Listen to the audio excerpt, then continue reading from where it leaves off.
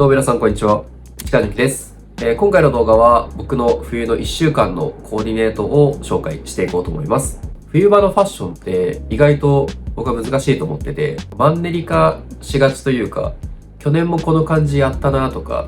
なんかいつも同じ感じになっちゃうんだよなっていう悩み持ってる方結構多いと思うんですけれども、今回はなんだかんだマンネリ化しがちな冬のコーディネートを解決できるんじゃないかっていうテクニック、僕ならではのテクニックをいくつか紹介しようと思うので、そちらにも注目していただきながら、皆さんの冬の着こなしの参考になっていただければすごく嬉しいです。ということで早速1日目のスタイリングから順番に紹介をしていきます。はい、ということで早速1日目から見ていこうと思うんですけれども、1日目の着こなしは、こちらですね。これは非常に僕らしいプラダライクな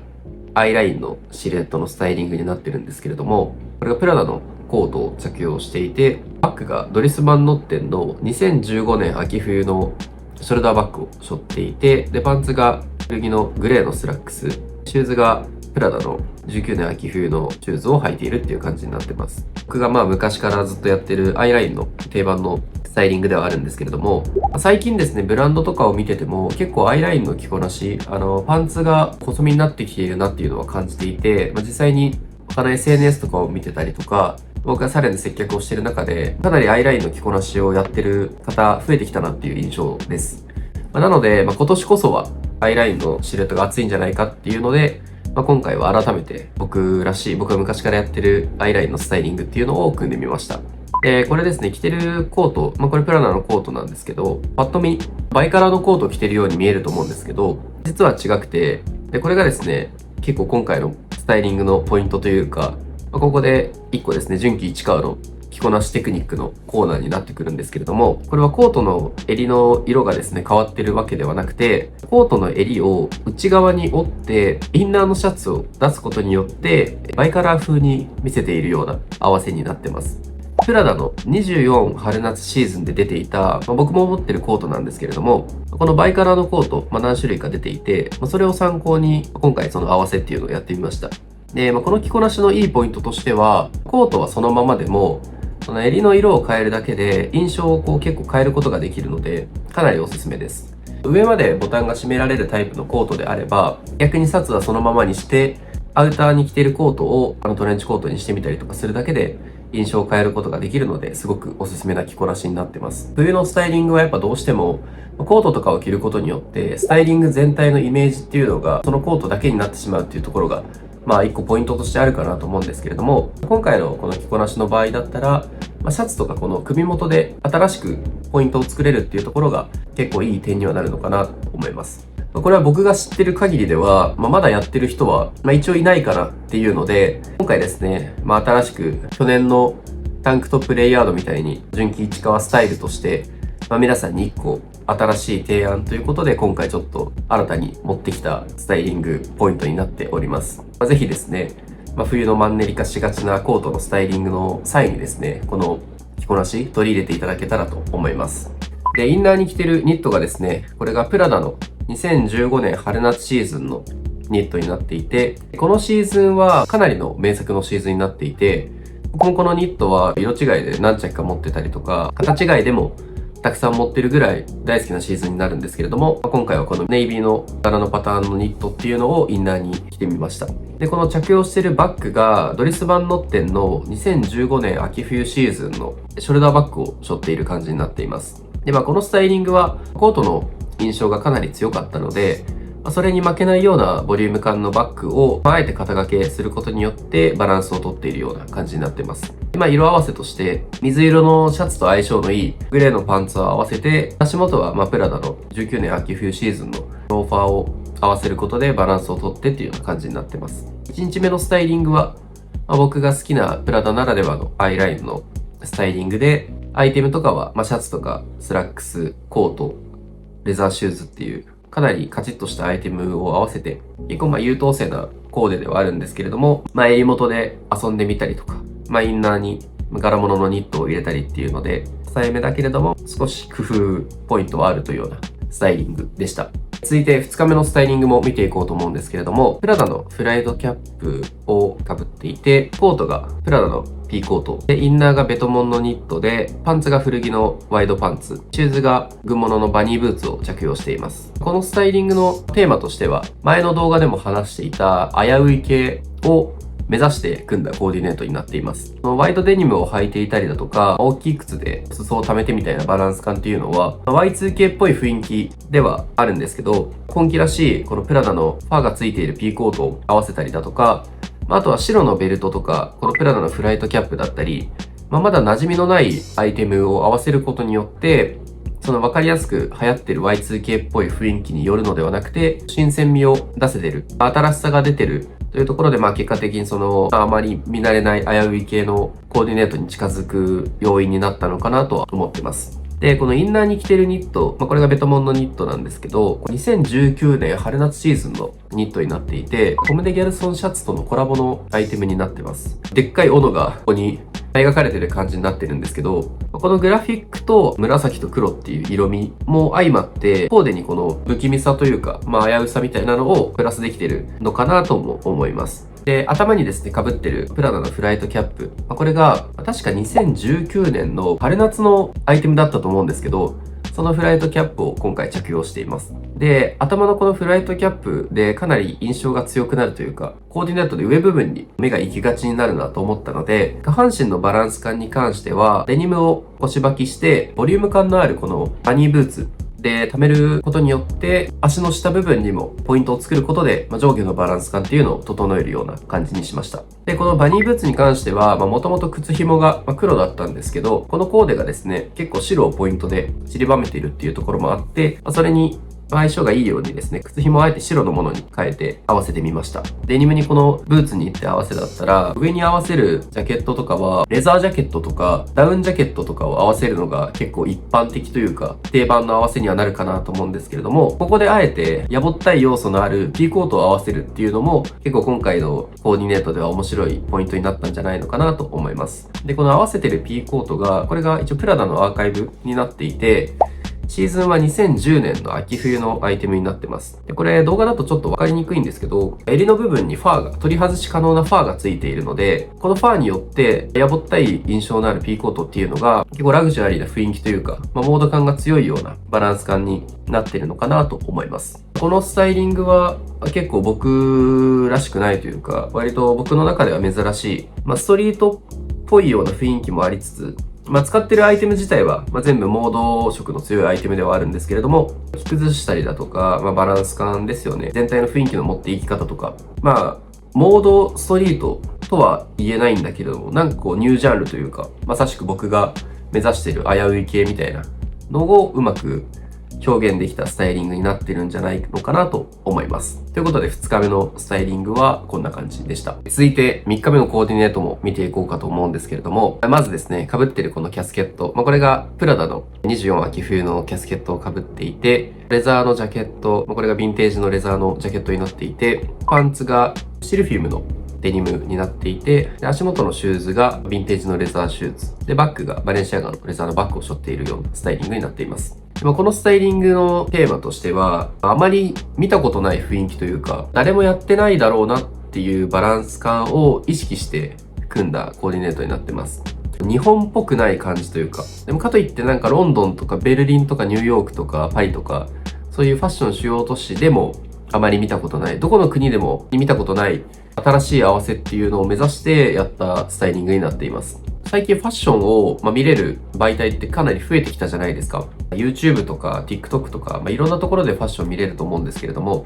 みんなにとってそのファッションが当たり前になっているからこそ、その流行がどんどんあやふやになってきているし、スタイルがかなり飽和しているというか、どのスタイルをやったとしても、新しいものにならずに、見たことあるスタイリングになっちゃうなっていう現象あるかなと思うんですよ。で、僕もそれにすごい悩んでて、で、それを一個解決できる方法として、みんなが使ってないアイテムだったりとか、まだ浸透してないアイテムを使うっていうのが結構僕あると思ってて、今回のコーディネートで言えば、このキャスケットですね。今季のプラダのキャスケットを使うことによって、どこにもこう当てはまらない、なんか似たような感じを見たことがない、すごい新鮮なスタイリングが生まれてるのかなと思います。このプラダのキャスケット、これは前の Vlog の動画で試着してた紫色のキャスケットなんですけど、これはあの動画の後にちゃんと購入しまして気に入って被ってるんですけれども、プラダのコレクションではコートに組み込んだりとか、スラックスカーディガンに対して、一個小物として組み込んだりみたいなのがあって、モードな崩しとしてキャスケットを使っていたと思うんですけれども、僕は崩しとして使うのではなくて、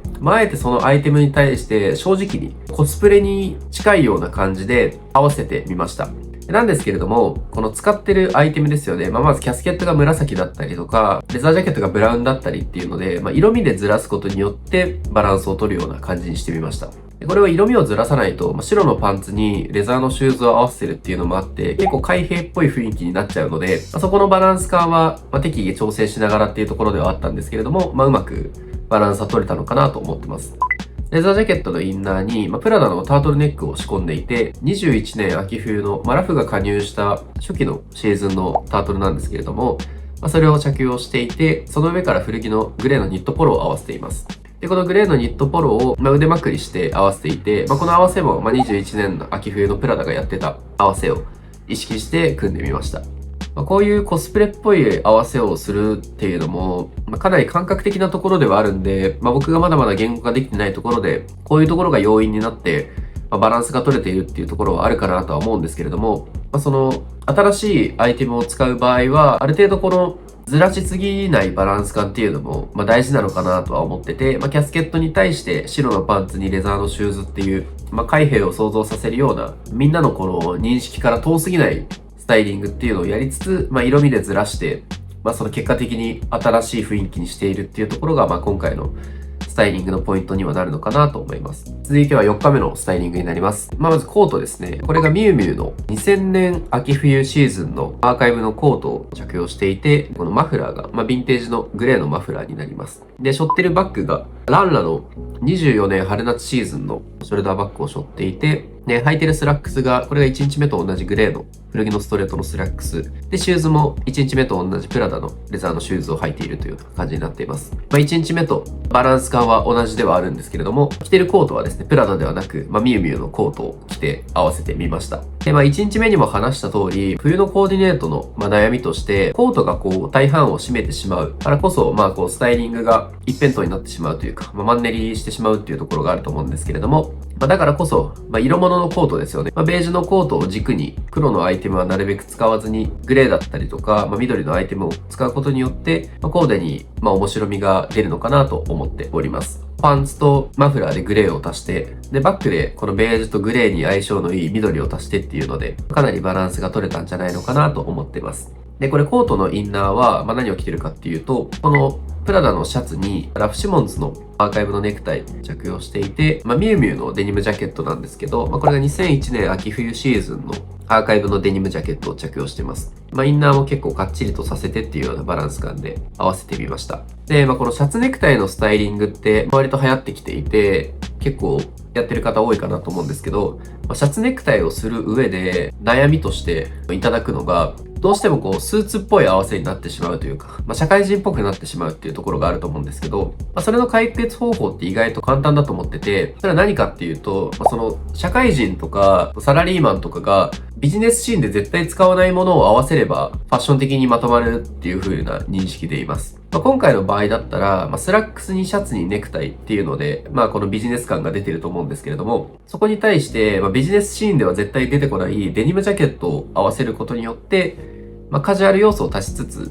ァッションっぽい印象に寄せれてるというか、ファッションとして成立するのかなと思います。シャツネクタイを使ったスタイリング組んでるブランドって結構あると思うんですけど、そういうブランド見てても、やっぱりニットポロを合わせたりとか、バーシティジャケットを合わせたり、あとはレザージャケットを合わせたりとか、どれもそのビジネスシーンでは絶対出てこないようなアイテムを合わせてることが多いので、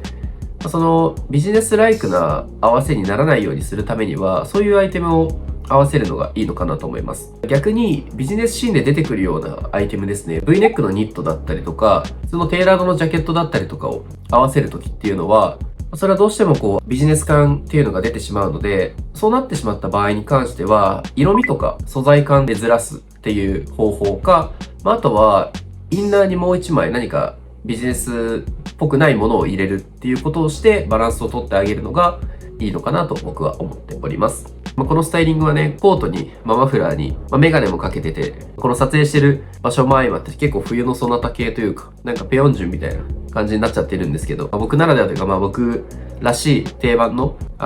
ュウミュウプラダを使った、アイラインのシルエットはしつつも、色物を駆使して、黒のアイテムは使わずに、モードな感じを表現するっていうようなスタイリングでした。最後、5日目のスタイリングはこちらになります。上からネイビーのピーコートがプラダのピーコートを着用していて、履いてるパンツですね。これがミュウミュウの24年秋冬シーズンのパジャマパンツを着用しています。シューズはヴィンテージのローファーを着用していて、首元のマフラー、これがゴーシャ・ラブチンスキーの昔のマフラーを合わせてみました。5日目のスタイリングとしては、ブルーベースでスタイリングを組むっていう、結構珍しい合わせをやってみました。ミュウミュウのパジャマパンツが主役なスタイリングではあるんですけれども、それと相性のいいこのプラダのピーコートを合わせてみました。2日目にも登場してた2010年秋冬のピーコート、同じ型になってて、この日は首元のファーを外して普通のピーコートとして着用してます。色味が若干暗いというか、トーンが暗めなピーコートではあるので、それに対して明るさをプラスできるように、このゴーシャのマフラーを巻いてます。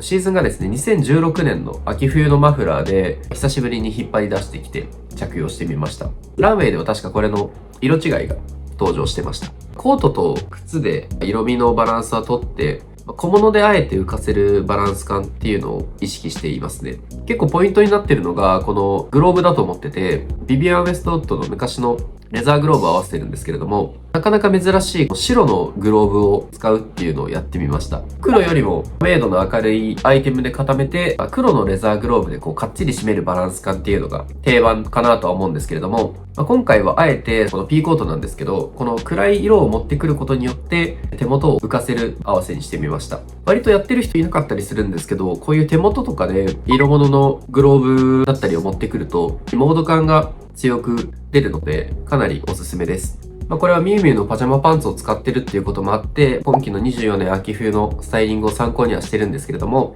それを参考にはしつつ、マフラーで、色をさらに足してみたりだとか、グローブで白を足すことによって、ちょっと新鮮味を演出したりだったりっていうので、自分ならではの着こなしができてるんじゃないのかなと思います。で、インナーに着てるのは同色のニット、ネイビーのニットですけど、着用していて、かなりコンパクトなサイズ感のものを着用しています。水色のパンツって合わせるのが難しいのかなと最初思ってたんですけど、こうやってスタイリングを組んでみると、意外と組み込みやすいというか、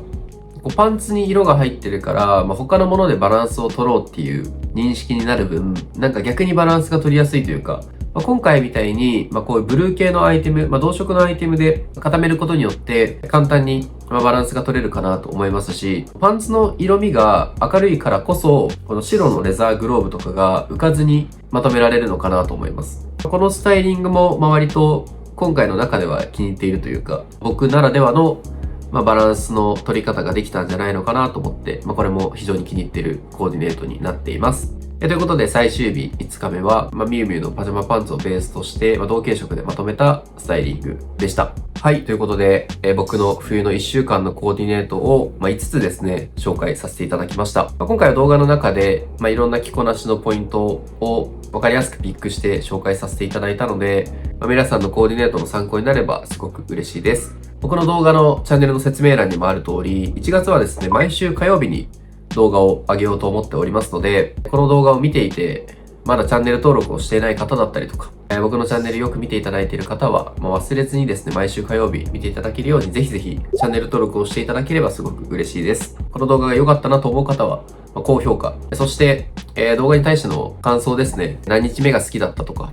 このコーデのこういうところが好きとか、あとは質問だったりとか、あればですね、気軽にコメントにて教えていただけたらすごく嬉しいです。本日の動画は僕の冬の1週間のコーディネートを紹介する動画でした。本日もですね、最後まで動画をご視聴いただきありがとうございました。また次回の動画でお会いしましょう。それでは。